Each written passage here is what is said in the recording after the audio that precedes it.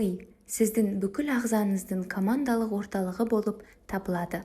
Бірақ ең кішкентай микробтар бұл күрделі органның жұмысын тоқтата алады. Менингит дәл осылай жасай алатын микробтардан туындайды. Менингококк ми мен жұлынның айналасындағы шырышты қабыққа әсер ететін инфекция. Ең қауіпті болуы мүмкін вирустық, бактериялық формаларды құрайды. Бірақ олар сіздің миыңызға қалай әсер етеді? Бактериялар ауа тамшылы жолмен, яғни мұрын немесе ауыз арқылы сіздің миыңыздың қорғаныс қабығын бұзуы мүмкін. Сіздің мұрныңыз бен тамағыңызда көз ілестірмес жылдамдықпен көбейе алады. Инфекция қанға түскеннен кейін миды жауып тұратын қабықтарға таралады. Инфекциямен күресу барысында ми мен жұлын қабықтары кеңейеді.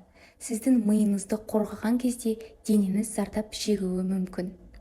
Қабыну қызба мен бас ауруын тудырады. Есте сақтау нашарлауы мен концентрация жоғалады. Бұлшықеттердегі әлсіздік пайда болады. Мойын ригидтілігі, тері астына қан құйылу, бөртпе секілді көрініс береді. Жағдай ауырлап инфекция гематоэнцефальды барьерден өткенде, бұл мидың айналасындағы қабыну мен ісінудің жоғарылауына әкелуі мүмкін. Қысымның жоғарылауы бет бұлшықеттердің әлсіздігін тудырады. Ол тромб пайда болуына әрі қарай инсультке әкелуі мүмкін. Ауру ағымы тез болады, сондықтан тез әрекет жасай алу қажет. Осы бөлімдерде менингитті қалай диагностикалау жайлы видео түсіреміз.